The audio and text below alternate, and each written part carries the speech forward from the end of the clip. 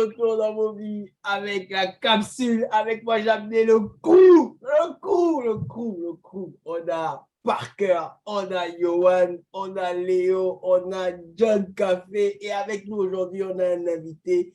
On va laisser la place pour qu'il se présente. Vas-y Stéphane, à toi l'honneur. Mais bien sûr, bonjour et bien salut à toute la capsule et abonnés. Moi, c'est Stéphane Hitch, en Catonne, pour ceux qui me connaissent.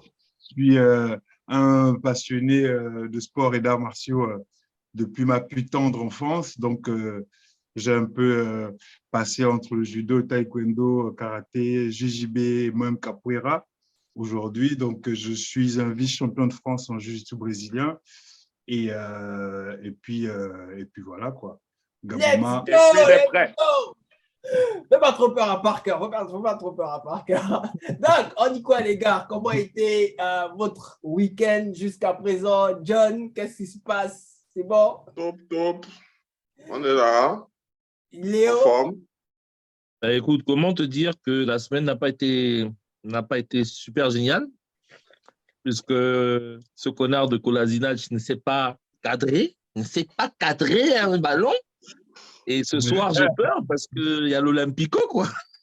C'est ça. Voilà. Jess, Rinaldi, Parker. Pour revenir à ce que tu disais, tu as déjà vu un gars de Stockton avoir peur.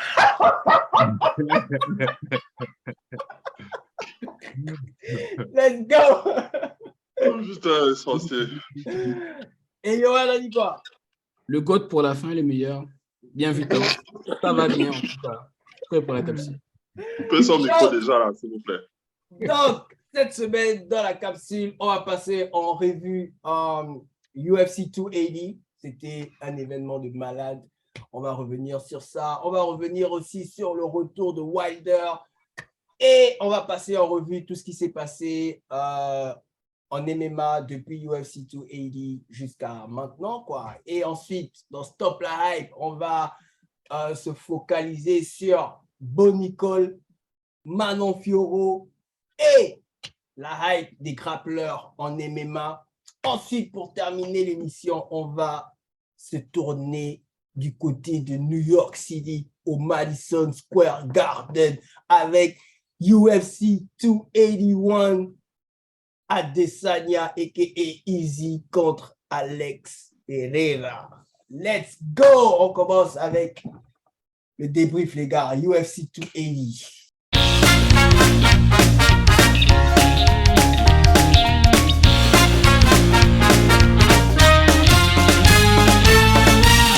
Événement de malade.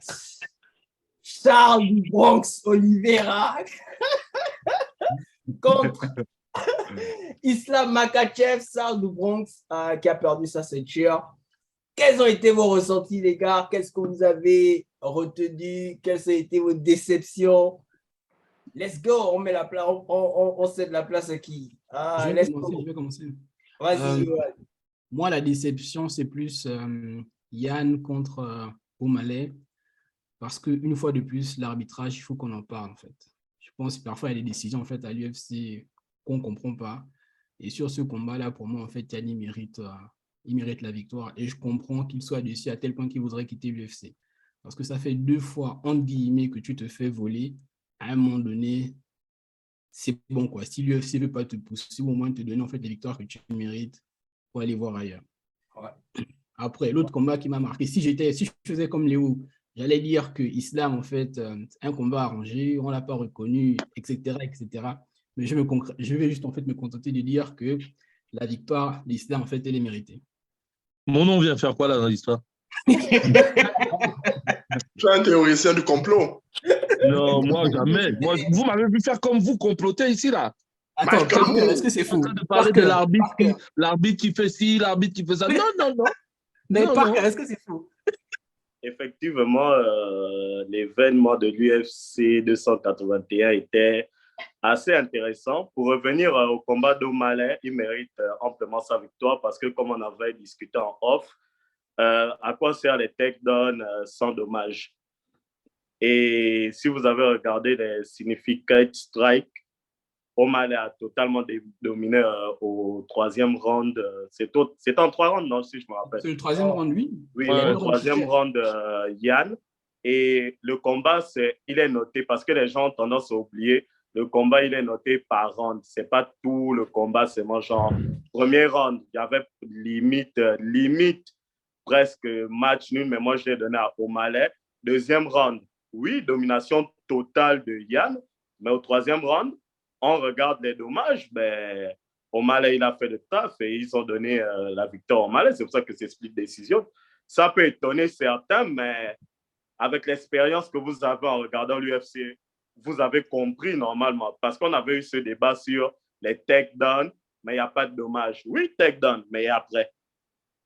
Et concernant le combat de Charles Oliveira Islam, j'ai été surpris de...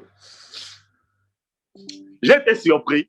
Oui, félicitations à Islam, il a gagné. Mais les événements d'Abdou Dhabi, là, il a été payé.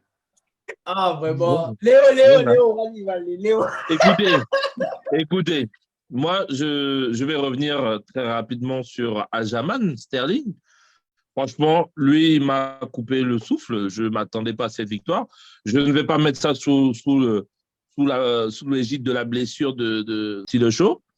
Il m'a coupé le souffle. Aljamain Sterling m'a coupé le souffle. Ensuite, au Malais, je suis un peu d'accord avec Parker, mais il faut savoir aussi que les arbitres, c'est des êtres humains. Comme j'expliquais, comme on en parlait avec Parker, il y a des gens qui sont peut-être un peu plus sensibles au niveau des takedowns, il y a des arbitres qui sont un peu plus sensibles au niveau des striking, mais la vérité est que les takedowns du premier round, à quel moment, à part la domination qu'il a au-dessus, à quel moment il commet des dommages? Jamais. Il domine peut-être la position, mais à aucun moment il commet des dommages au Malais. Effectivement, au deuxième round, Yann a largement dominé et je pense que c'est parce qu'il a largement dominé au deuxième round qu'il a peut-être essayé d'évacuer un peu le stress et tout ça au troisième. L'erreur qu'il ne fallait pas faire, il a lâché prise et puis il s'est fait dominer. Maintenant, pour terminer, messieurs, depuis combien de mois je vous avais averti qu'Oliveira, il vous trompe. Il vous trompe depuis. Je vous avais prévenu que Makhachev devait venir exploser. Parce que là, ce n'est pas un combat où on dit « ouais, il a lutté, ouais. » Non, il s'est fait atomiser. Je vous avais dit, vous étiez tous contre moi. Tous. Même ceux qui ont parié ensuite contre Makhachev, au départ, vous étiez tous contre moi. Je vous avais prévenu, les gars. Je vous avais prévenu. C'est tout ce que j'ai à dire. Merci, je coupe mon micro. Pour l'événement lui-même, en fait, dans mon classement de fight que j'ai kiffé, c'est le combat Yann versus O'Malley en 1. En deuxième, le main event. Parce que O'Malley, en fait, c'est un élément que tout le monde disait, il n'a pas encore affronté de gros noms. Et il fait un bond en avant. Il va chercher un assassin. Et il tient la route du début à la fin. Premier round, super serré. Donc, ça peut basculer d'un côté comme de l'autre. Deuxième round. En fait, premier round, comme Parker a dit, tu peux donner match nul. Mais avantage, moi, je donne avantage à O'Malley. Deuxième round, il se fait sécher. Troisième round, il prend la victoire. Ça fait 2-1. Voilà, ce n'est pas le vol dont on parle. Merci. Et moi, j'ai une question. Qui fait ça à Petr Yan? Ce que O'Malley a fait. Si tu enlèves le deuxième combat de Sterling, qui fait ça à Petr Yan? Et pour le combat, le main event, bon, j'avais misé sur The Bronx, mais Makhachev, ce qu'il a fait en plus, le style de soumission que j'aime, un bras-tête, c'était super bien amené et il a eu à son propre jeu en fait. Ils sont arrivés au sol, les passages de garde, voilà. Moi, je ne suis pas dans la théorie du complot, de trucs, de machin. Il a eu à son propre jeu. Parce que sur le striking, on savait est-ce que ça pouvait... Bon, j'étais un peu surpris par Makhachev sur son striking, mais au sol, il n'y a rien à dire là-dessus. Voilà, victoire méritée. Alors, Hitch, dis-moi tout. Mais écoutez, les gars, moi, ouais, on va dire que j'ai quand même plus ou moins le même classement que John hein, sur les affiches. Je trouve qu'O'Malley, franchement, c'est un petit qui a effectivement une hype de ouf, qui démarre vraiment très fort, on sent qu'il a les aptitudes, des capacités à faire encore même beaucoup d'autres choses qu'il peut encore faire demain. Mais j'ai trouvé que ouais, Yann était plus garçon, dans le sens que le gars, pour moi, je trouve que je lui donnerais la victoire personnellement. Mais c'est vraiment pour dire que du côté de O'Malley, il y a des choses encore qui sont à travailler à mon niveau. Pour le main event, pour moi, c'était la confirmation aussi parce que Oliveira, voilà, j'ai envie de dire qu'il a un peu déjà connu son summum de gloire pour moi. Hein. Et je trouve qu'il ne peut pas donner plus que ce qu'il a déjà donné. Et que à l'opposé, Makhachev, c'est vraiment voilà on se demande qui peut justement bien réussir à pouvoir déboulonner un gars comme ça. Moi, c'est ce que j'espérais. Et j'espérais un peu voir quand même quelque chose qui puisse venir du Bronx, mais très honnêtement, je suis convaincu et voilà, je travaille énormément. J'ai beaucoup, que ce soit en club ou même en compétition, affronter que ce soit tout ce qui est tout au nord de la Russie, là, franchement, tout autour de la Russie. Franchement, honnêtement, il n'y a plus rien à dire aujourd'hui, que ce soit vraiment le Daghestan qui est le pays frontial. Mais pour moi, c'était une confirmation de ce que j'attendais. Pour moi, je me disais en tout cas que le Frangin ne pouvait pas réussir à pouvoir monter sur cette ours de l'Est là.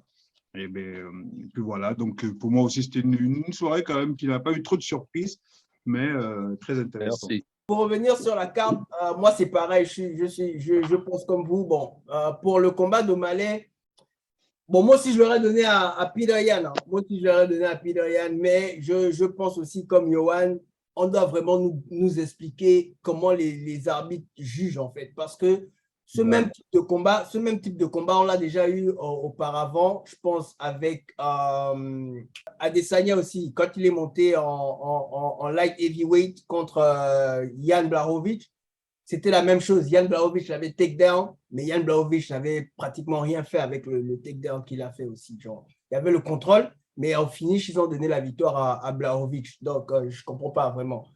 Donc, Erwan, il n'y a rien à comprendre. La seule chose que tu dois comprendre, c'est que les arbitres sont des êtres humains, ils ont chacun leur sensibilité. C'est ça. C'est pour ça que je dis. Après, et pas que des sensibilités. Ils peuvent aussi avoir.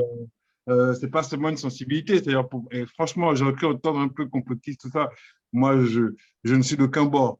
Mais quand même, c'est vrai nous sommes en droit de pouvoir remarquer des choses qui sont quand même parfois qui peuvent poser question.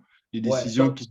C'est pour ça que je disais que ce serait bien qu'on ait peut-être le nom et le bagage des arbitres avant de faire les pronos. Parce que selon l'arbitre, selon les personnes que l'on va avoir, peut-être qu'on va pronostiquer les choses différemment. Moi, si je vois un arbitre qui est dans la sensibilité grappling, je vais forcément avoir une sensibilité à pronostiquer pour un grappleur, quoi. Bon, après, c'est partageant. Quand on donne la victoire à Yann, je peux comprendre. Quand on donne aussi la victoire à O'Malley, je peux comprendre parce que le troisième round, c'était domination totale d'O'Malley, quoi. Le striking était pur. Pour Dillashaw et Aljamain Sterling, bon, les gars, après, c'est pas qu'on veut le dire, hein, mais on est forcé de le dire. Qu'est-ce que le combat aurait donné si TJ Dillashaw ne s'était pas débattu l'épaule, en fait? Qu'est-ce que le combat aurait donné? Bon, Arrête ça. C'est son problème.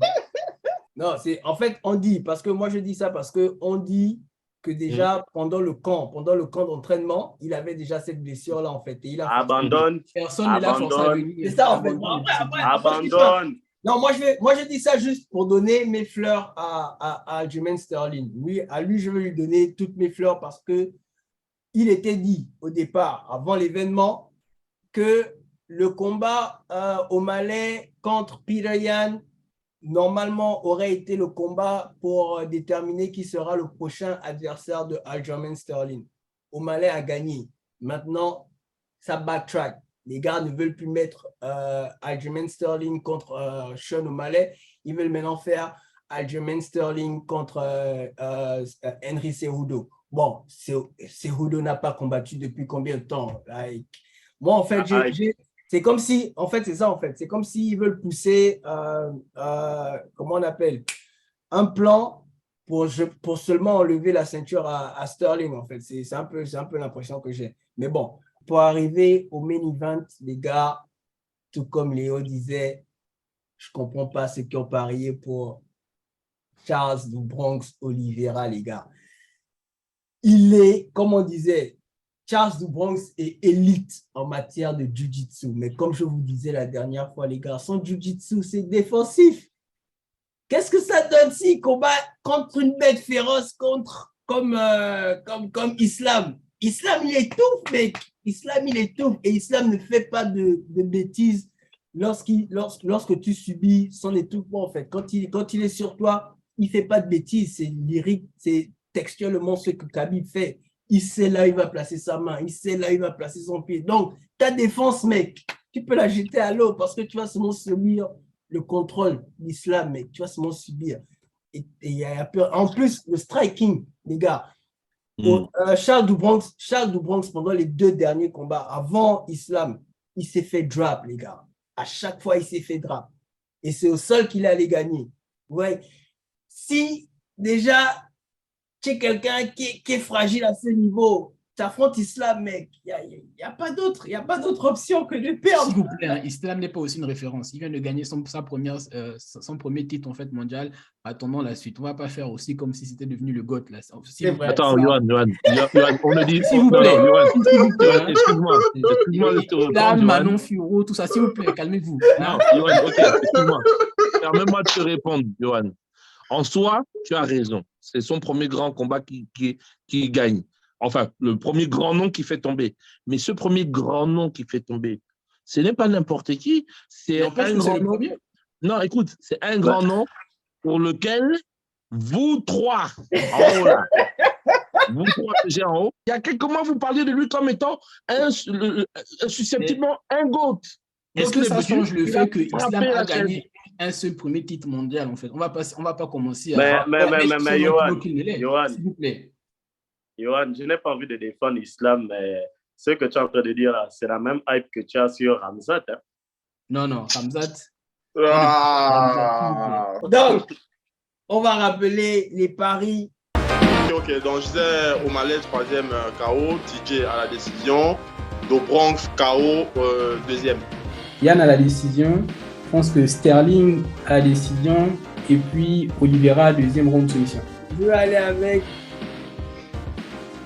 Sean O'Malley, KO au 3e, TJ Dillashaw à la décision et Islam Makhachev, KO au 2e.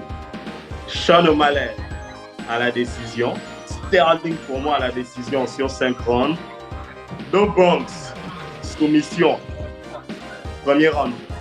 Allez, O'Malley à la décision, KO au 4e round pour Dillashaw. Et soumission au 4e round pour Makhachev. Et pour les résultats,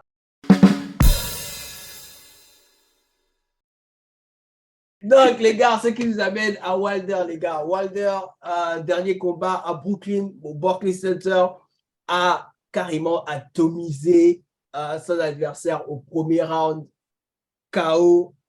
Qu'avez-vous pensé du KO de Wilder? Qu'avez-vous pensé de son retour?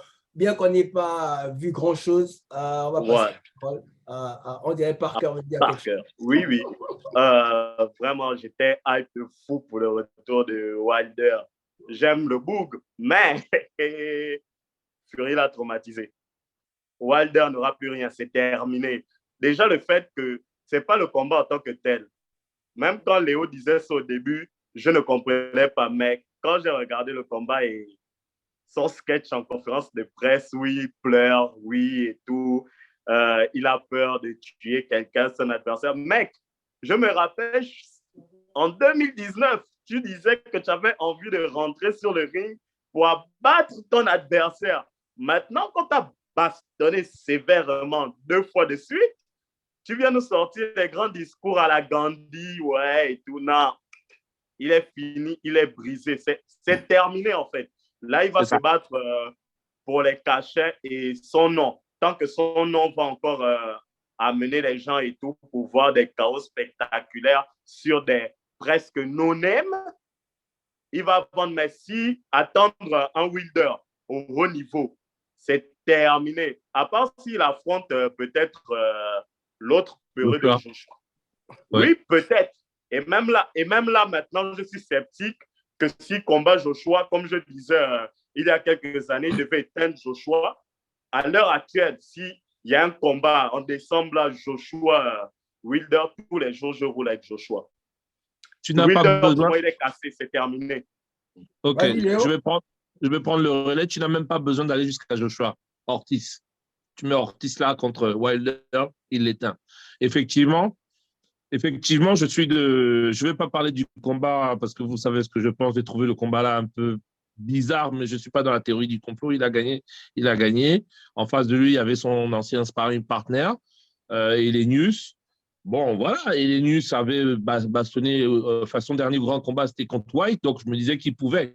Et je ne me disais pas qu'il pouvait parce que Helenius était plus fort, mais justement par rapport à l'argument que Parker vient de confirmer, c'est que lui, contre Fury, il n'a pas juste été touché physiquement, il a été touché mentalement. Je vous dis bien qu'à la fin du combat contre Fury, le médecin, parce que, enfin, juste pour information, ma femme regarde souvent les WAG Atlanta, WAG of Atlanta, etc., les trucs des téléréalités, où il y a la femme de Wilder.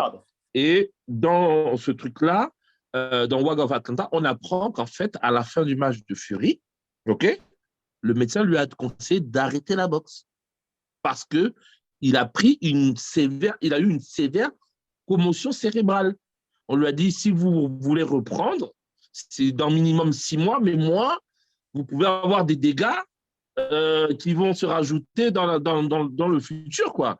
Et à partir de ce moment, je me suis dit, Helenius va gagner. Bon, il a gagné, Wilder a gagné, tant mieux. Mais ce qu'il a dit à la fin ne fait que confirmer ce que je ressentais depuis le début. Le petit n'a plus l'œil du tigre. Le petit, il n'a plus l'envie de tuer, comme il disait au départ. Il va maintenant faire attention et il a maintenant peur de prendre des coups, les gars. À partir du moment où quelqu'un qui n'a jamais été touché, qui a été au summum, prend un truc, là, c'est fini. Si tu n'as pas le mental, c'est terminé. Bon, le retour de Wilder, en fait, pour moi, 2 choses. Le man est toujours puissant. On a vu parce que le coup, il n'était pas clean. Et il arrive quand même à coucher un élément sur un coup qui n'est pas clean. Donc, le man n'a pas perdu sa puissance. Par contre, je n'ai rien vu, en fait, qui me laisse dire que en fait, tu vois toujours les mêmes carences que tu vois contre Fury. Parce que Helenius, je pense que c'était son sparring contre, si je ne dis pas de bêtises, contre Fury, quand tu regardes le gabarit, quand tu regardes la longe et tout. Et c'est le même truc. Quand il s'avance, en fait, pour mettre la pression, tu vois, en fait, les mêmes carences que tu as vues dans le combat contre Fury. Et s'il ne fait pas cette combinaison, en fait, où tu te dis, tu vas à l'abordage avec la garde ouverte, comme si, comme dans un combat de bar. S'il ne fait pas cette erreur, tu vois que Wilder, en fait, est toujours sur le reculoir.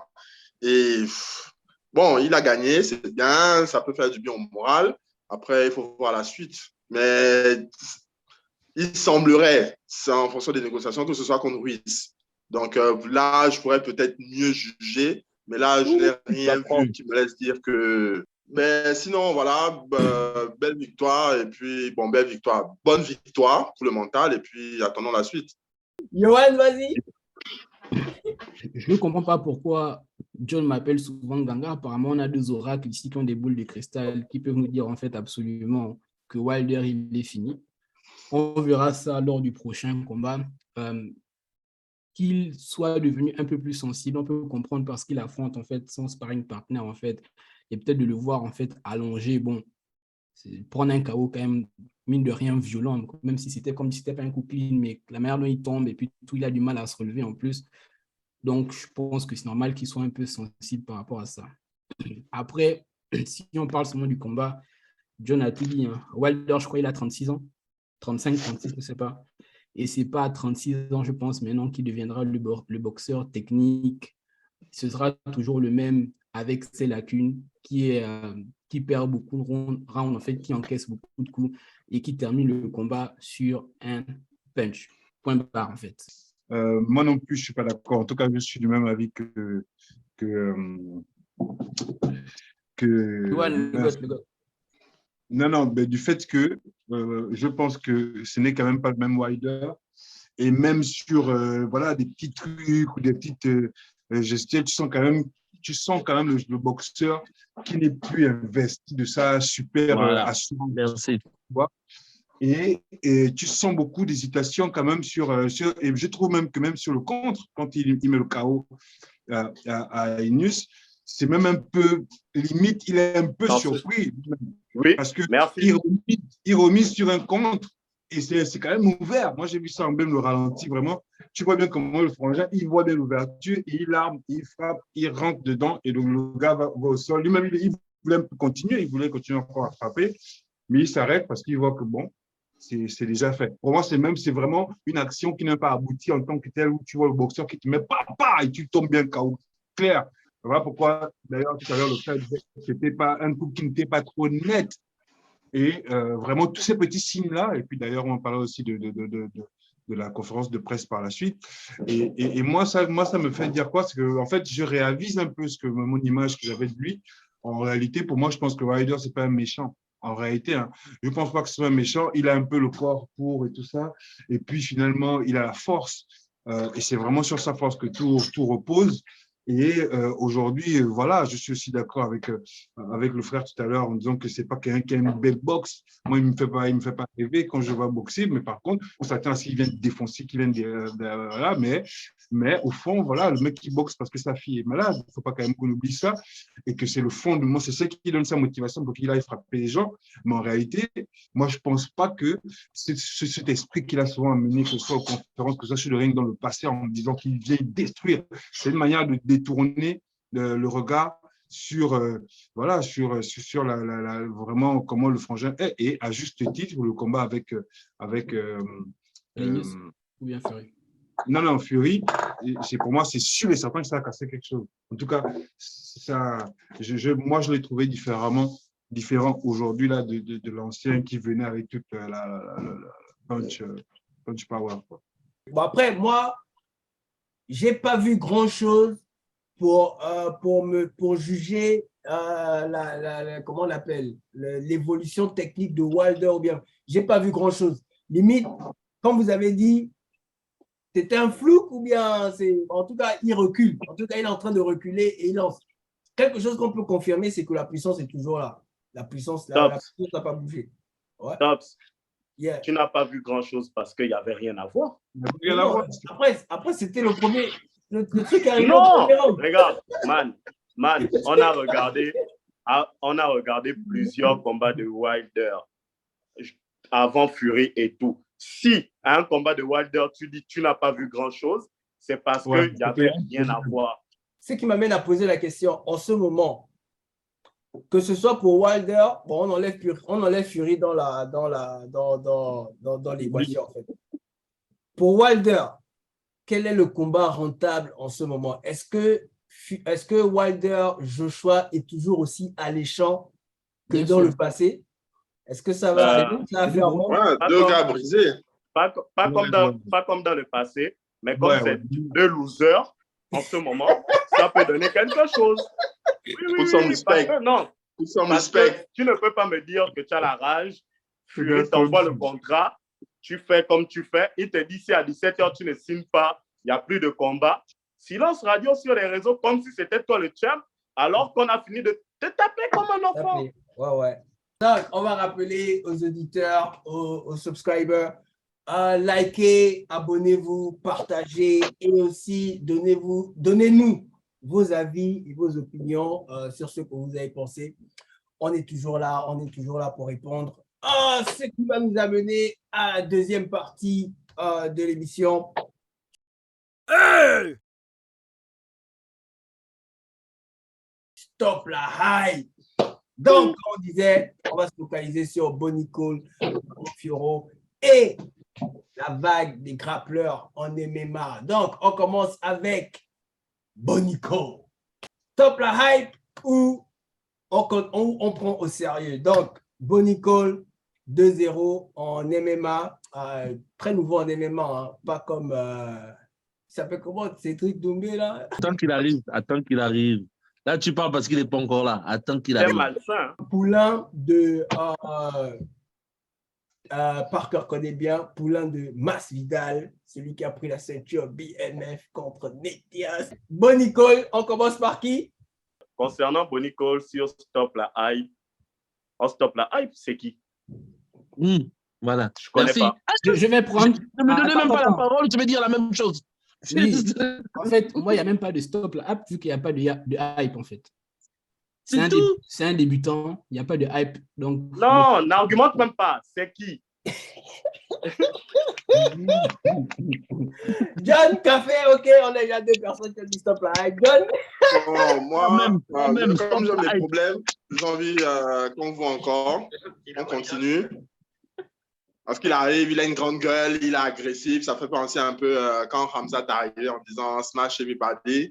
Il est un peu dans ce même état d'esprit-là. Donc, et puis il arrive, bon, 2-0, c'est pas beau, c'est pas grand-chose au stade où nous en sommes. Les gens S'il te plaît, voient plus. John, Voilà. excuse-moi, mais tu parles On beaucoup pour un gars qui a 2 continue. combats qu'on Merci. ne connaît pas. Tu parles De un quoi? peu trop pour un gars qui a 2 combats qu'on ne connaît pas. On t'a dit hype ou stop la hype. Mais c'est pour ça que je dis il arrive comme Ramzat. Non, on continue, il arrive comme Ramzat. non. Ramzat, il gagnait les combats. Ramzat gagnait les combats à l'UFC, pas les Contender Series, s'il vous plaît. Ouais. Ramzat gagnait les combats à l'UFC, pas les Contender Series. En termes de grande gueule. Non, c'est pour ça que tu as avant-dernier. Arrête ça. Non, mais tu le connaissais d'où avant les 2-0 là, John? Tu le connaissais d'où? Non, mais c'est pour ça je ne le connaissais pas, mais non! on pose la question. Mais on stop! continue. Voilà. Pour la hype, c'est bon. Léo? Non, mais moi je parle avec la permission du premier Parker. Je ne vais pas répéter ce qu'il a déjà dit. On arrête ça tout de suite. On va commencer à parler de hype quand il aura fait 5-6 combats, qu'il aura bien convaincu. En fait, Bonnie Cole, quand j'ai vu le truc Bonnie Cole, j'ai dit, oh là là, en fait, Erwan, il veut nous promouvoir un gars que lui supporte. Faut dire la vérité. Même chose. Dès que j'ai vu ça, j'ai dit, mais c'est qui lui? Vas-y, Stéphane, vas-y. Ben écoute, moi pareil, hein, j'ai pas trop grand-chose à dire spécifiquement sur le frangin Bonnie Cole. Maintenant, j'ai encore faim, besoin de voir, donc…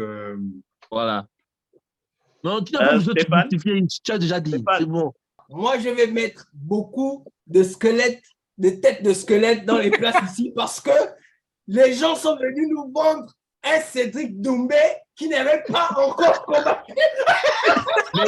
Attends. Cédric Doumbé, il a un palmarès avant le MMA.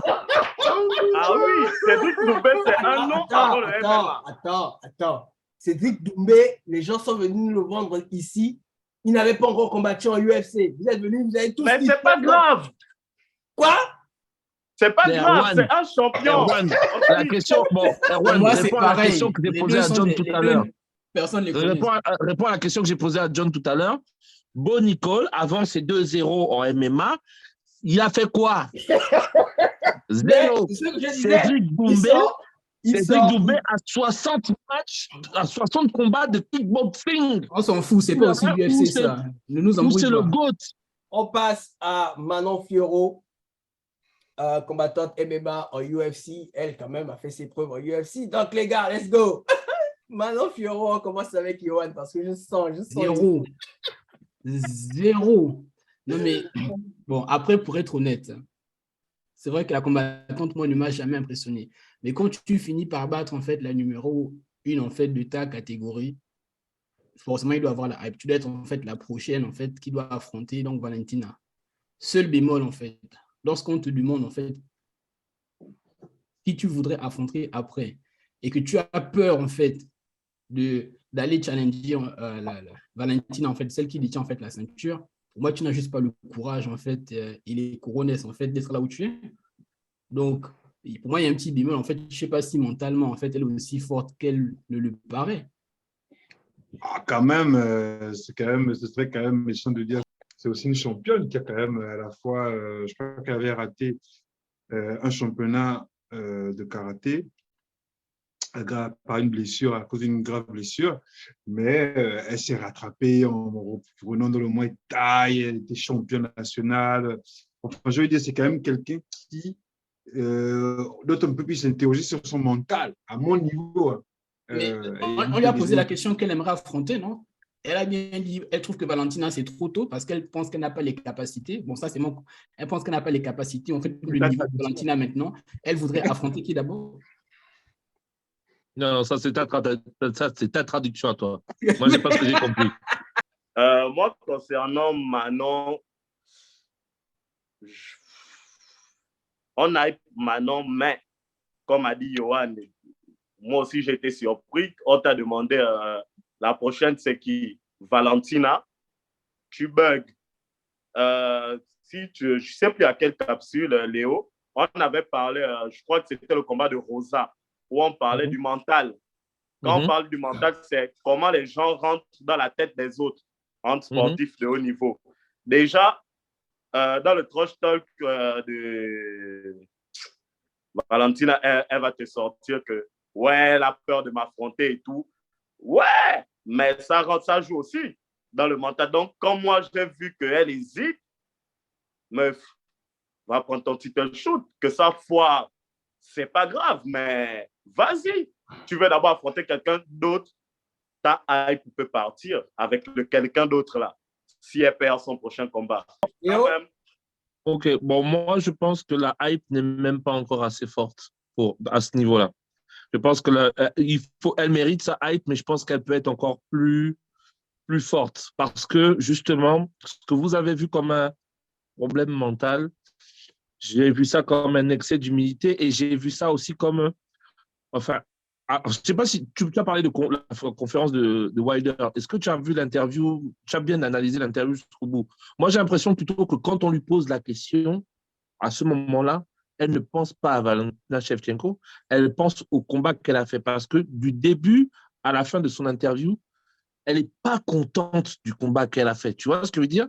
Elle n'est pas contente. Elle-même a dit que, ouais, bon, ça aurait pu se faire autrement, etc. Et donc, je pense qu'au moment où on lui pose la question, elle n'a pas envie de répondre à cette question. Elle est en train de se dire, pourquoi? Mon combat, en fait, j'aurais pu mieux faire. Et elle se ressasse son combat. Et je pense qu'elle est dans un excès d'humilité. Et je ne pense pas qu'elle veut un autre combat. Moi, mon avis, ce que j'ai entendu, c'est qu'elle veut refaire le combat qu'elle venait de faire là. Voilà. Je pense qu'il y a une hype, mais qu'elle n'est pas suffisante. Et de toute manière, quoi qu'il en soit, même une hype, qu'elle soit suffisante ou pas, si on t'éteint, il n'y a plus de hype après. Donc, on verra après quand quelqu'un l'aura éteint. Elle a quand même gagné de fort belle manière. Elle a été championne en Afrique du Sud là-bas, ce qu'ils appellent, je crois, l'EFC. Chez les femmes, le niveau se tient quand même dans beaucoup de compétitions différentes, qui n'est pas le même niveau de chez les hommes. Et donc, en tout cas, pour moi, j'attends de voir, surtout que je sais qu'elle a beaucoup de cordes à son arc en réalité. Je trouve qu'elle ne s'est pas bien vendue, aussi bien sur le tatami qu'en dehors. Je trouve, sur sa campagne UFC. Maintenant, il y a un truc. Je pense qu'il y a un truc qu'elle peut faire valoir. Voilà, c'est vraiment, moi, c'est l'attente que j'ai à ce niveau-là, en me disant qu'il y a quand même une hype. Mais je rejoins Léo, qu'elle n'est pas suffisante, mais en tout cas, j'y vois quelque chose et peut-être que l'avenir me donnera raison. Et une question claire et nette. Tu penses qu'elle peut être championne? Ça va être difficile. Pour qu'elle devienne championne, ça va être très difficile, mais ce n'est pas impossible. Elle a les qualités et les aptitudes pour. Bon, Johan a mis le nom de Manon dans la liste de Stop la Hype parce qu'il est allemand. Ça, il faut commencer par expliquer ça. Il est allemand. Ah bon? Voilà, c'est ça. Ça commence là. Bon, maintenant, pour ma position, on continue la hype. On continue la hype. Tu bats la number one contender. On ne peut pas me dire stop la hype alors que tu viens de battre la number one contender. Et comme vous l'avez dit, j'étais un peu surpris qu'elle n'ait pas call out Valentina à la fin de son combat. Mais c'est en écoutant en fait son interview au RMC, paru il y a près de 2 semaines, qu'elle explique en fait qu'elle n'a pas les 5 rounds. Jusque-là, c'était 3 rounds. Et tu ne peux pas aller chercher la tête du chef et tu n'as que 3 rounds, ça peut être compliqué. Donc, prendre Alexa Grasso en 5 rounds, parce que c'est ce qu'elle a dit. Elle dit non, ce sont en 5 rounds, on fait un main event. Et sachant que Alexa Grasso avait call out la vainqueur de ce combat-là à l'avance, ça paraît logique. Bon, j'aurais aimé qu'elle call out Valentina, mais jouer la sécurité, bon, ça comporte également des risques, comme Parker disait, mais c'est logique. C'est un risque à prendre. Tu as 5 rounds et tu peux aller chercher, la tête du chef. Mais l'interview, le détail sur l'interview est important parce que moi, je n'avais pas ce détail. Ça veut dire qu'elle dit qu'elle a combattu en 3 rounds. Normal, donc elle est vraiment stratège de ne pas call direct Valentina, sinon Valentina va rouler sur elle. Même dans les odds de Vegas, tout le monde disait que le combat allait se terminer. Donc, qu'elle ait été prise sur le coup lorsqu'on lui a posé la question, bon, ça n'enlève pas quand même le mental que tu as par rapport… Parce que tu viens en UFC, c'est pour décrocher le titre, quoi. Donc, bon, après aussi, c'est vrai que Valentina est des miles au-dessus de tout le monde. Donc, je comprends vraiment qu'elle ne veut pas aller directement chez Valentina right away. La peur. Non, c'est pas la peur. Non, moi, je ne mets pas ça sur la peur parce que Manon Fiorot a quand même fait ses preuves. Depuis qu'elle est arrivée en UFC, elle a affronté que des combattantes avec des records de gagnants, en fait. Tu as Tabata Ricci qui a 5-0. Et elle les a tous… Jennifer Maya, 18, avec 18 combats, elle les a tous connus. Laisse-moi ce sorcier-là. Dernière rubrique de Stop la Hype, la vague des grappleurs en MMA. Donc, les gars, Stop la Hype ou on prend au sérieux. Les grappleurs en MMA, on remarque, viennent avec un certain avantage sur leurs adversaires. Et à chaque fois, lorsque les combats vont vers la décision des juges, c'est toujours eux qui gagnent par rapport au contrôle qu'ils emmènent. Même aussi, ils ont aussi un certain striking qui leur donne aussi cet avantage-là. Donc, les gars, les grappleurs dominent en MMA, en Stop la Hype ou on prend au sérieux? On commence avec John. On prend au sérieux. La méthode fonctionne. À partir du moment où la méthode fonctionne, on prend au sérieux. Tous les attrapeurs, ça fonctionne, on arrive au sol, les gars t'étouffent, on le voit. Après, c'est un style de combat que c'est à un certain moment même, comment il s'appelle, Dana a qualifié d'ennuyeux parce que, bon, Dana aime le sang comme Nganga. Mais tant que ça marche, ben, les gars continuent. Après, il faut toujours du striking parce que si tu arrives, tu n'es pas complet, MMA, à un moment donné, ça va se retourner contre toi. Bon, pour moi, on continue. OK. Stéphane? Mais écoute, moi, je ne peux que continuer. Je suis non seulement un artisan, mais un artiste aussi de cette partie du combat-là, même si j'ai commencé par les pieds-points et tout ça là, et le taekwondo et le karaté, mais je suis tombé amoureux du jiu-jitsu brésilien pour ce côté jeu d'échecs humain qui fait vraiment en sorte que tu dépossèdes totalement de tous les avoirs de celui qui, peu importe ses avantages, même s'il est costaud, même s'il est grand, même s'il est très fort, même si c'est un boxeur, même si c'est un gars qui est trop… Voilà, une fois que tu l'emmènes dans cet univers-là qui est le seul, avec, voilà, tu as la gravité, tu as toutes les énergies et les forces de la nature avec toi. Et donc, moi, je trouve que, oui, c'est sûr et certain que la plupart des futurs champions vont encore avoir une base majoritaire de grappleurs. Moi, j'en suis persuadé. Khabib est venu, il a vaincu et il est parti. Et beaucoup pourraient faire la même chose. Moi, je le dis tous les jours aux jeunes que je croise qui commencent aussi à être pris par la magie et la folie du MMA, que les gars, la chose vraiment sur laquelle il faudrait que ce soit un pilier chez vous, c'est le travail au sol, parce que lorsqu'on est déboussolé, on se retrouve très souvent au sol. Donc, c'est le début d'une belle histoire. Parker, Merci. Moi, je suis hype, hein, tranquille. Je suis hype, surtout quand ils ne sont pas ennuyeux au sol.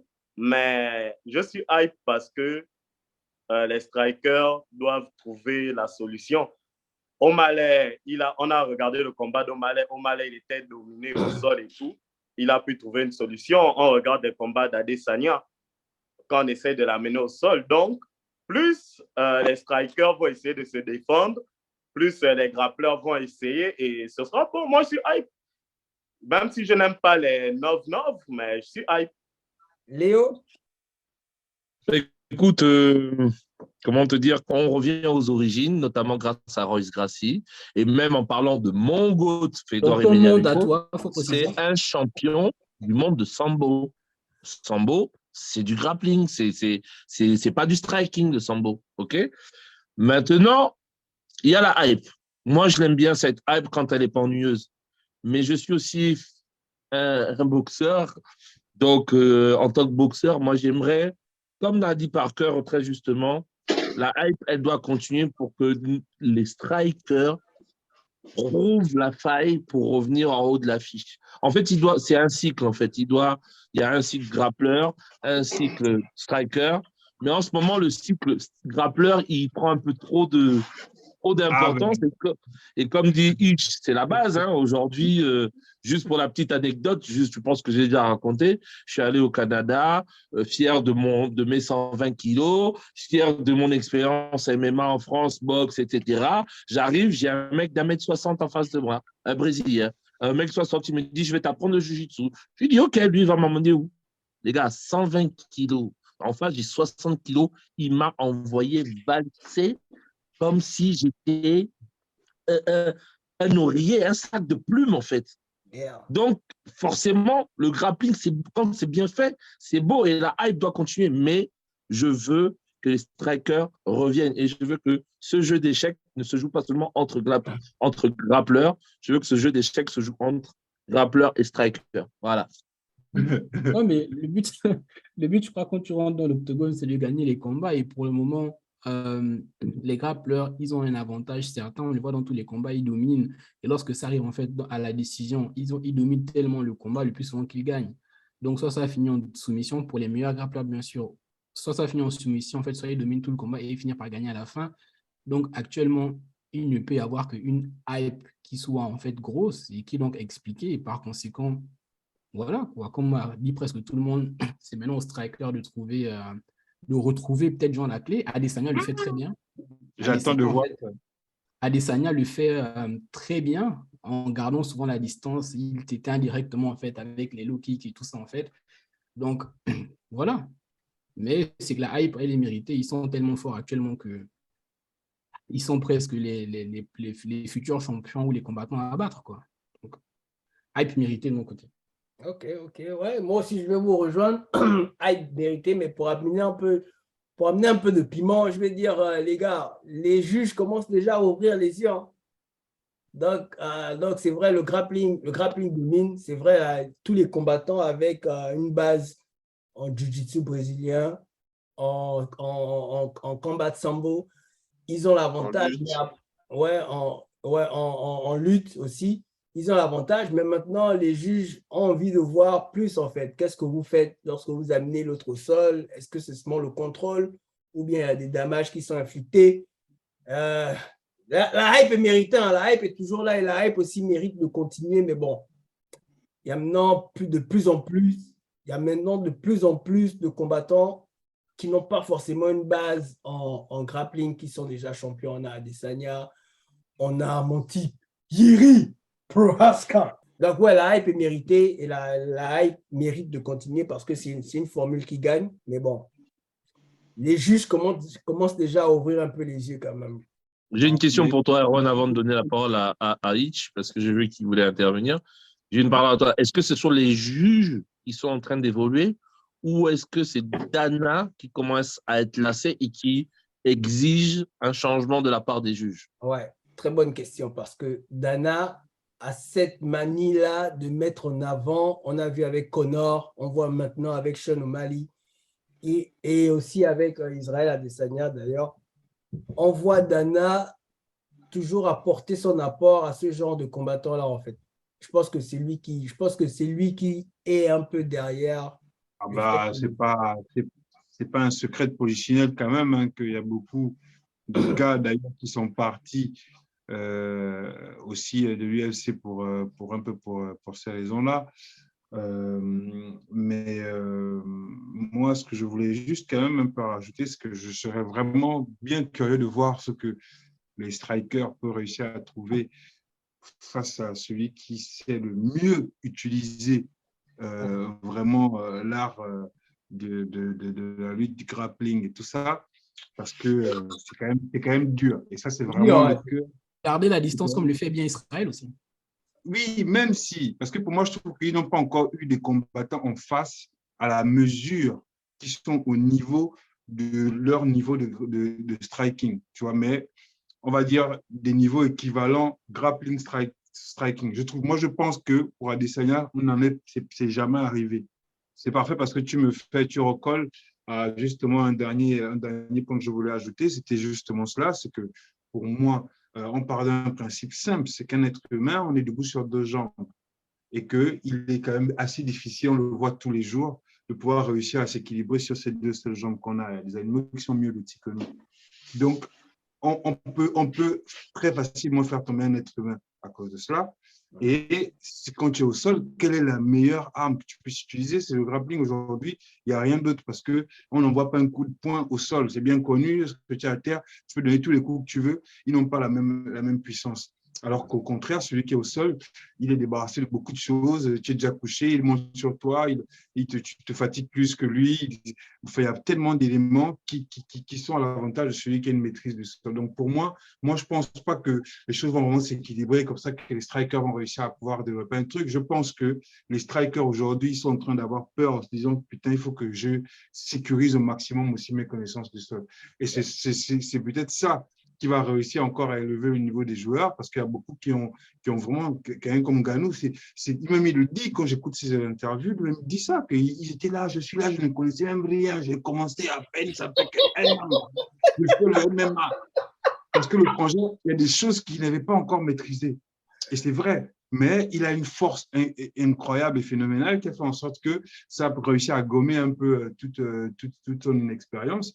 Mais pour moi, c'est indéniable. On ne peut pas me dire que demain, il y aura un gars qui va dire « j'ai rien à foutre du sol, je nique le sol et puis venir appeler tout le monde, je veux les fumer. » Donc, ce qui nous amène au terme de la rubrique Stop la hype. N'oubliez pas, les gars, likez, partagez, commentez et abonnez-vous aussi à la page La Capsule où vous retrouverez toutes les news concernant les sports de combat en boxe, en MMA. On y revient. Donc, ce qui nous amène à l'événement de ce week-end.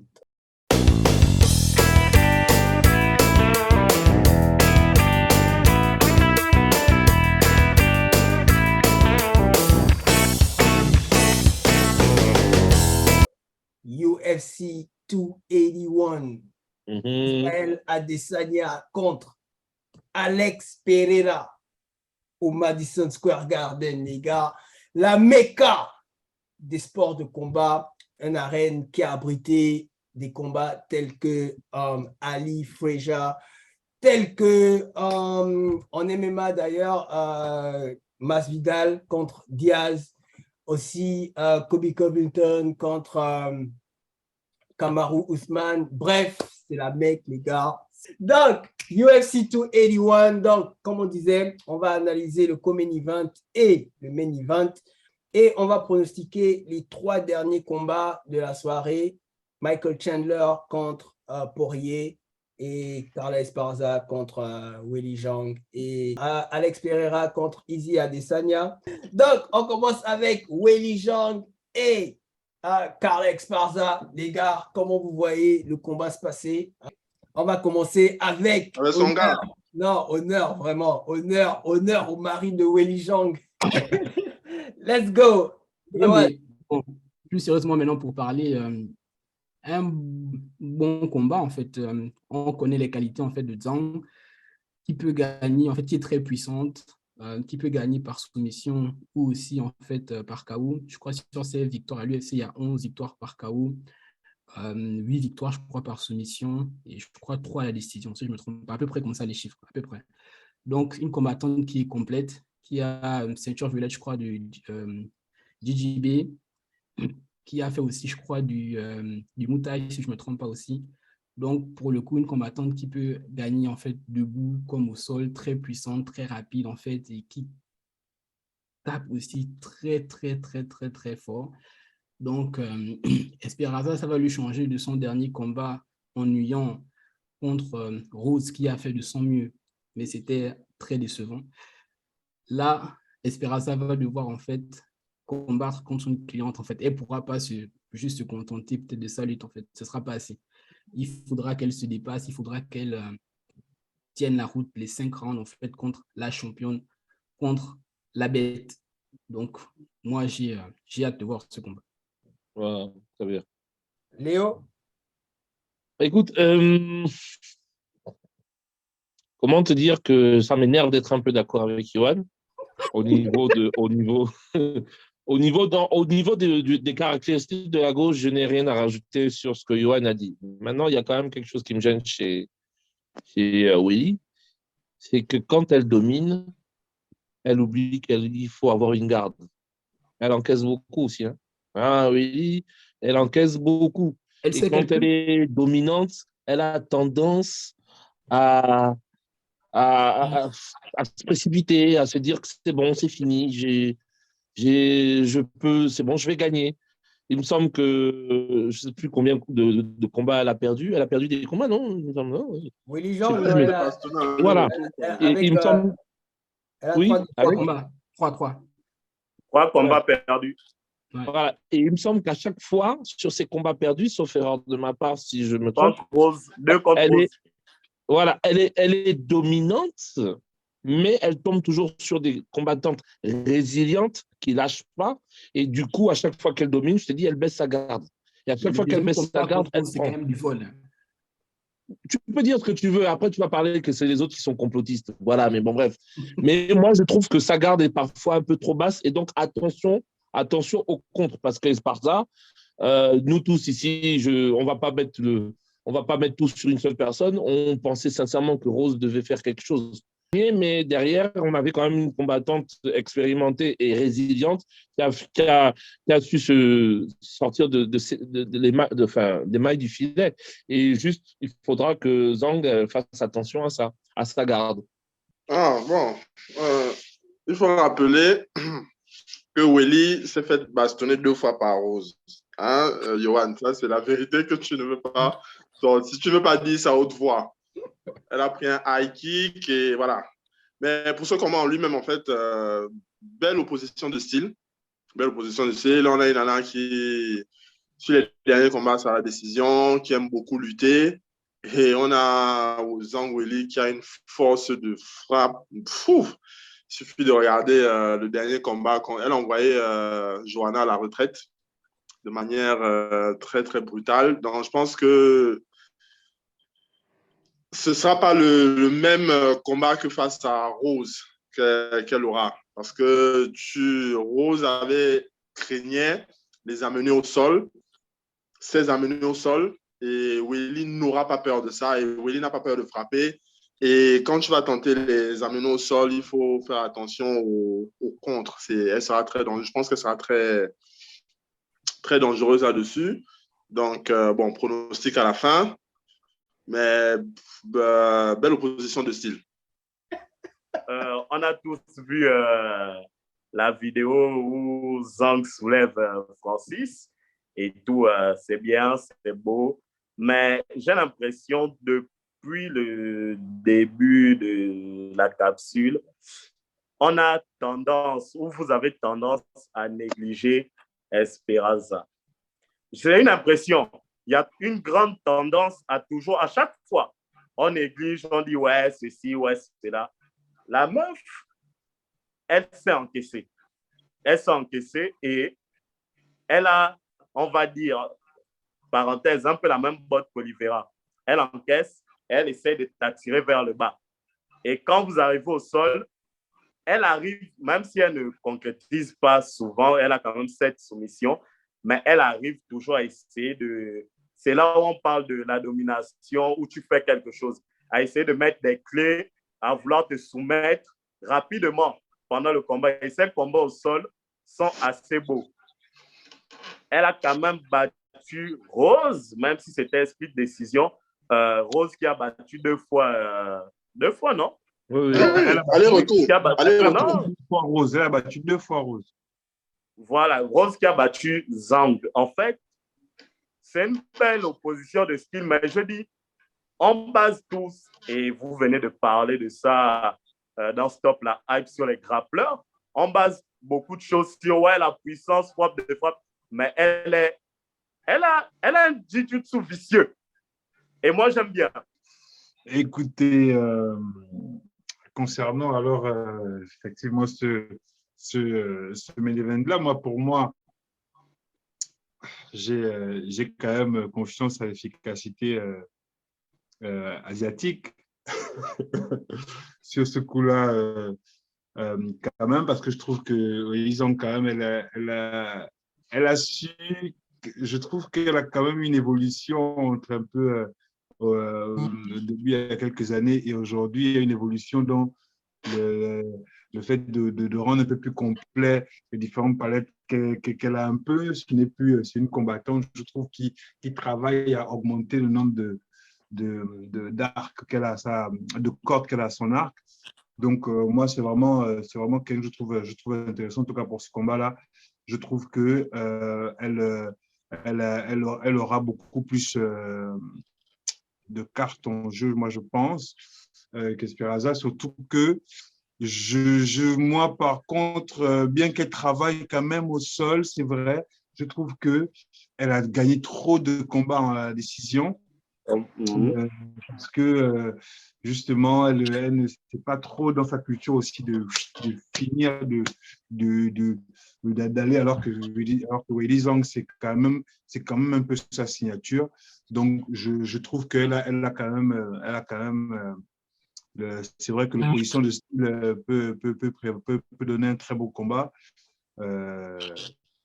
Mais tout à l'heure, le chrono. D'accord. Tout à l'heure, le chrono. Bon, moi, je vais dire juste que Carla Esparza est quand même sur une série de victoires. Ça fait quoi? 6 victoires. 6 victoires, ouais. Mais bon, la majorité, comme disait Stéphane, la majorité, c'est des décisions. Bon, elle a un KO aussi. Elle a un KO. Elle a tapé un seul. La compatriote de Zhang Weili par KO. Est-ce que ça se répétait sur Zhang? Non, parce que, bon, je pense pas. Hein, je pense pas. Bon, après, ce ne sera pas la première fois que Zhang perd. KO! Si ça se répète. Si ça se répète, ce ne sera pas la première fois que... Non, si ça se répète, ce ne sera pas la première fois que Zhang perd par KO. Après, il faut soulever un point. C'est que Zhang Weili est quand même... En général, hein, je mets même Valentina à l'intérieur, je mets même aussi Amanda à l'intérieur. Athlétiquement parlant, je ne parle pas comment on appelle, de skill et machin. Athlétiquement parlant, Zhang Weili, c'est quand même la meilleure athlète. C'est une machine. Ouais, c'est une machine. Ouais. Donc, après, elle a aussi l'avantage physique. C'est la plus grande taille. Le reach, je pense qu'elles ont la même rallonge, je pense 63 inches pour les deux. Mais Zhang Weili est plus grande de taille. En MMA féminin, les atouts physiques sont quand même à prendre au sérieux.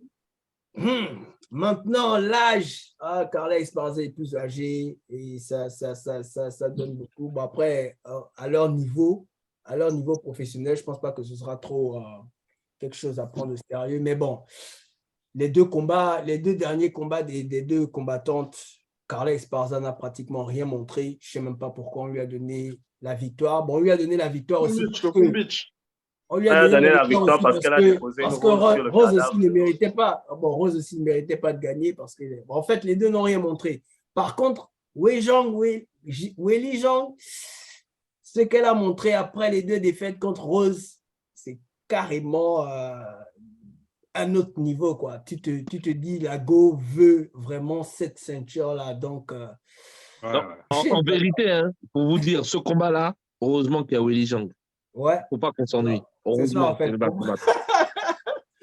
Donc, c'est ça, en fait. C'était ça mon avis pour le combat, un pronostic plus tard. Ce qui nous amène au main event de la soirée, les gars. Alex Pereira contre Izzy Adesanya. Adesanya, champion de la catégorie middleweight, défend sa ceinture pour la 7e fois. Il revient d'un combat où il a été critiqué. Les gens ont dit que c'était ennuyeux. Est-ce que ça va se répéter? On verra. On a aussi Alex Pereira. La narrative veut qu'Alex Pereira ait déjà battu Adesanya 2 fois, mais ce n'était pas en MMA. C'était en kickboxing. Ouais, donc Pereira aussi qui est sur une série de victoires, 3 victoires d'affilée. Comment vous voyez le combat se passer, les gars? On va stopper cette fausse hype là tout de suite. Cette fausse hype va s'arrêter. Oui, cette fausse hype va s'arrêter très tôt. Dana, en tout cas, s'il y a une chose qu'il sait faire, c'est vendre. Vendre les combats et vendre aussi certaines arnaques. Les gens te disent, ouais, Pereira, d'abord, lui ne mérite pas d'être là, un peu comme Islam, mais Islam, ça s'est très mal passé la dernière fois qu'on a dit ça. Mais lui, il ne mérite vraiment pas d'être là. Maintenant, pourquoi? Il a quoi? Il a 7 combats, non, lui? Oui, on est en train de nous vendre tout un film parce qu'ils ont combattu ensemble au kick et Adesanya a perdu le premier combat. À ma grande surprise, pour avoir revisionné tout le premier combat, je me demande comment il a perdu. Bon, je ne sais pas si Pereira était le champion ou cette époque-là le favori, parce que c'est un peu comme en boxe, on connaît comment les gars notent le truc. Et le deuxième combat, oui, Israël prend un KO. Nous sommes d'accord, on a tous vu le KO. Mais si, avant d'arriver au KO, parce que comme Dana, il aime faire avec Ganou, on prend des petites parties et on nous diffuse ça. Ce combat, si l'arbitre, donc si on était en MMA, si l'arbitre n'arrêtait pas tout le temps pour dire replacez-vous, Israël était en train de le défoncer sérieusement. Mais c'est, on va dire, sur une de ses erreurs, parce que le premier combat, quand tu regardes le premier combat, comment ça s'est déroulé et il a perdu, sur une erreur, on remarque que ouais, il prend ce KO-là. Moi, je dis, on aura un Israël Showtime parce qu'il a des trucs à dire au Madison Square Garden et il va rentrer sur du Gennevilliers. Bon, déjà, le MMA, c'est pas le kickboxing. On va commencer par là. Donc, en fait, Dana nous a fait ce qu'il a fait avec Chandler. C'est-à-dire, on a emmené un élément pour la tête du chef. Voilà, on te donne quelques combats là pour que tu massacres les gars. Et puis, on te donne Israël Adesanya. Donc, ce n'est pas le parcours, en fait, de tout le monde. Bon, c'est pas ça, à la limite. Le gars est bon, ce n'est pas grave. Le combat en lui-même, je pense que Israël, il a beaucoup plus d'expérience en MMA que Pereira. Ça, et on va voir à quel point il a beaucoup plus d'expérience. Pereira reste super. Parce que quand tu regardes ce qu'il a fait comment il s'appelle l'autre gueulard là? Strickland. Voilà, c'est hyper vif. C'est une erreur. Il punit. Pardon. Et il punit sèchement. Donc, Adesanya, à mon avis, bon, il était plus prudent. Je ne pense pas qu'il ait peur, comme Léo disait un peu plus tôt, mais il est plus prudent. On ne va pas prendre de risques inutiles. Le déplacement sera hyper important. La gestion de la distance sera hyper importante. Et la lutte d'Adesanya est beaucoup, de ce que moi j'ai vu, elle est beaucoup plus efficace, même défensive que celle de Pereira. Bon, Pereira, on l'a vu un peu à ce niveau-là. Donc, je ne pense pas que ce sera la même chose qu'on a vu en kickboxing, loin de là. Et ce sera un meilleur combat, à mon avis, que le co-main event. OK. Johan? Pour commencer, on a vu Pereira poster sur les réseaux ses sketchs de lutte.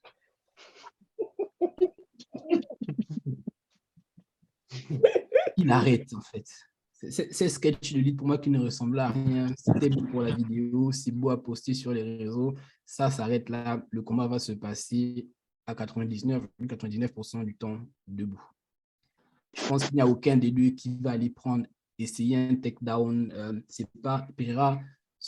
Son dernier combat, c'était quand? En juillet, je ne sais plus. Ça fait 2 mois, entre guillemets, qu'il se serait mis à la lutte. Et on va entendre après ces 2 mois-là, en fait, qu'il soit devenu tellement bon en 2 mois qu'il puisse maintenant surpasser, en fait, genre Adesanya. Waouh. Arrêtons les sketchs. On aura un combat de striking, en fait, et qui sera, en fait, du kickboxing sans les règles de kickboxing, en fait, en MMA. C'est-à-dire qu'on n'aura pas l'arbitre qui viendra tout le temps séparer. Tout ça pour dire quoi?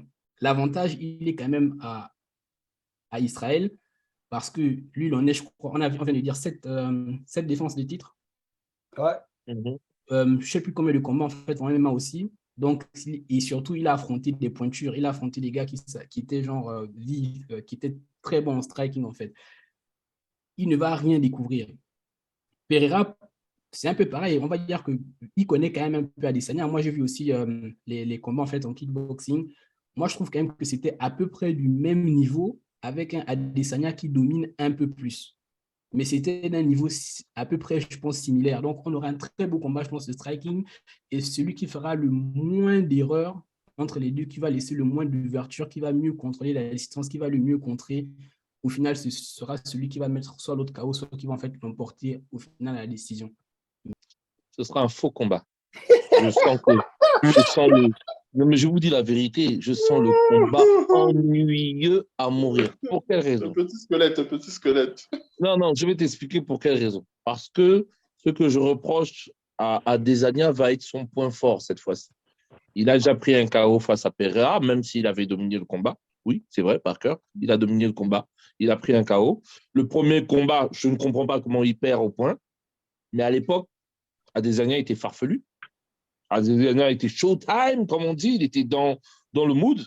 Sauf que depuis, Adesanya a pris des coups. Donc maintenant, il sait en quoi s'en tenir en MMA. Et puis, en kickboxing, il y a une différence.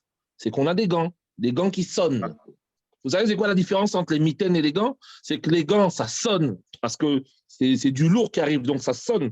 La mitaine blesse. La mitaine, elle blesse. C'est directement le quintal, les quintaux qui partent. Donc, aucun des deux ne va s'hasarder à foncer tête baissée. Ça va se jouer sur un contre. Moi, je vous dis, ça va se jouer sur un contre, debout. Ça ne va pas partir à la décision, cette histoire-là. Ça ne va pas partir à la décision, mais ça va rester un combat ennuyeux et ça va aller sur un contre. Moi, c'est tout ce que je peux vous dire. OK. Stéphane? Moi, je pars sur le pari inverse, que beaucoup de gens vont être surpris, étonnés. Déjà parce qu'Adesanya a envie, pour sa part, quand même, de pouvoir aussi… on le connaît, on connaît le gars, il est très… Bon, enfin, parfois on dit que c'est le bon orgueil. Tu vois, on dit ça souvent de Mohamed Ali. Dans sa manière de pouvoir attaquer les autres. Et Adesanya, quand on entend parler, quand on le voit parler même de lui-même, je trouve quand même qu'il y a beaucoup cette haute valeur qu'il a de lui-même. Ce qui fait que pour moi, je pense que effectivement, avec les critiques qu'il y a eu, il a tout intérêt. En tout cas, Adesanya devrait quand même venir avec une envie de pouvoir encore prouver davantage que c'est un très grand dans ce sport-là. Et de l'autre côté, l'autre aussi, c'est quand même un des gars aussi que je veux dire qu'Adesanya rencontre aussi qui, littéralement, bien qu'il ait été, comme je suis d'accord avec vous aussi, un peu fabriqué, un peu pour venir un peu kill the boss, mais le mec, il a faim. Le mec, il a vraiment faim. Il a aussi une histoire particulière qui est quand même un peu difficile. C'est quelqu'un qui vient vraiment de famille très modeste, qui n'a pas eu d'une enfance facile. Il a d'ailleurs… Un Oliveira, quoi. Poatan, Poatan, je crois. C'est ça son nom. Ouais, là, c'est son ça, petit c'est nom. ça, c'est son nickname, yeah, Poatan, ouais. Voilà. Et c'est genre le point en rocher, quoi. En tout cas, quelqu'un qui a vraiment le point dur. Donc, il se battait. Et d'ailleurs, le mec, moi, j'ai appris un peu que c'était un mec qui est devenu alcoolo. Parce que quand il voulait s'entraîner, il est entré Ça se dans un voit. club. Quand il est rentré dans le premier club dans lequel il est rentré, il buvait du rhum, un rhum à la canne et tout ça, là, une espèce de truc alcoolisé pour essayer de garder l'énergie et tout ça quand il bossait aussi dans les trucs des pneus, il soulevait des pneus et tout dans les garages. Et bien, pour la force, il prenait de rhum et il s'est acculturé, enfin, vraiment, l'addiction a pu s'installer. Et le mec, il buvait 1 ou 2 litres par jour. Et donc, il travaillait avec tout ça. Moi, je trouve que c'est quand même quelqu'un qui a voilà, quand même le dur, il connaît quand même ce que c'est aussi la difficulté. Les gens comme ça ont quand même un mental souvent d'acier. Donc, pour moi, au contraire, je trouve qu'il y a quand même des éléments, hormis le fait qu'ils se connaissent aussi quand même déjà donc, dans le passé. Donc, c'est un peu un match dans un match. Et Adesanya aussi est quand même un peu celui qui est sorti effectivement lésé de ces deux confrontations-là. Donc, je trouve qu'il y a il y a de la matière entre eux pour que ça puisse être un match qui puisse étonner, même si on ne s'attendait pas à tout ça, et que ça puisse être fort. C'est vraiment ce que je souhaite et c'est ce que je pressens. Donc, moi, la façon dont je vois la chose, bon, comme Stéphane disait, moi, je vois un Poatan qui a faim et qui se dit, moi, j'ai tapé ce gars-là 2 fois. Comment se fait-il qu'il est en train de briller en MMA, en fait? Donc, ça veut dire, je peux aller là-bas et je peux devenir champion. Bon, ça, c'est un. 2, je vois aussi, comparé à l'habituel, je vois un Adesanya un peu plus focus cette fois-ci. Tu vois? Adesanya, avant les combats, Adesanya, c'est quelqu'un qui a l'habitude de dire ah, je vais venir, je vais le mettre au sol, je vais venir, je vais le KO, ne clignez pas de l'œil, ça va aller très vite, des trucs comme ça. Bon, c'est vrai qu'arriver au combat, c'est pas nécessairement ce que tu vois, mais cette fois-ci, toi, Adesanya n'est pas très vocal. Il sait la personne à qui il fait face et je pense qu'il est un peu plus focus cette fois. Bon, après, il y a aussi le côté critique. Son dernier combat, les fans, Dana, bon, presque tout le monde a critiqué en fait. Il a même eu l'embrouille avec l'acteur de Guardian of the Galaxy. Donc, je me dis, quel Israël va-t-on voir?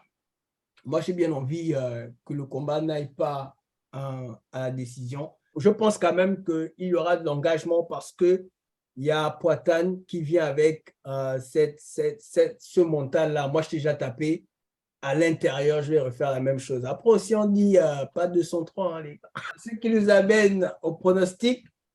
Comme je disais, on va pronostiquer les 3 derniers combats de la soirée. Poirier à la décision, Zhang KO au 2e round et puis Adesanya KO au 4e round.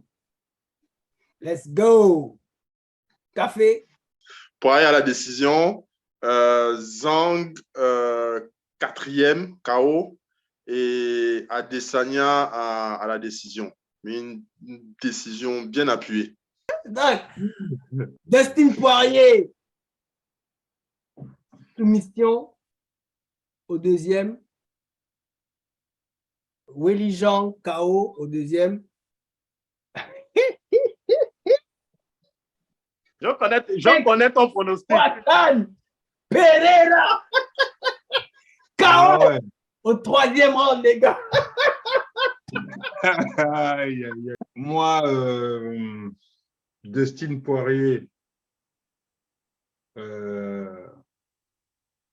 au 3e, enfin, ouais, c'est sur 3 rounds. Donc, Dustin En quoi? Poirier KO, soumission? KO. On a le même pronostic. Ensuite, Weili Zhang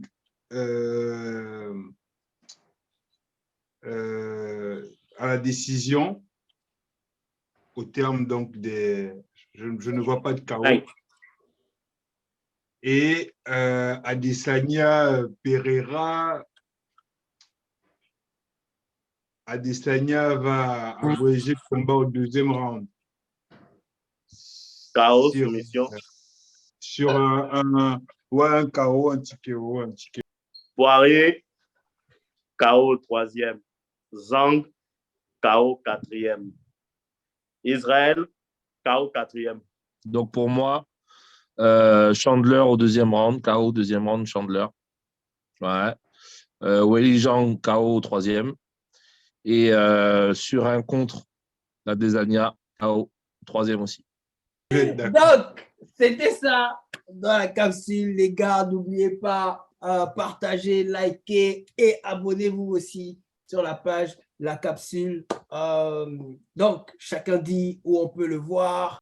Tranquillo Parker sur Twitter, toujours tranquille, toujours le premier de la capsule, ça ne bouge pas. Bientôt 11 mois que je suis leader de cette équipe. Ça me fait du bien. Peu importe ce qui arrive, j'ai été fier d'être votre leader, votre fer de lance durant cette année. On peut aussi me trouver sur les Scientifoot 2 quand je donne des leçons de football à certains Barcelonais. Et voilà quoi, c'est tout. Léo?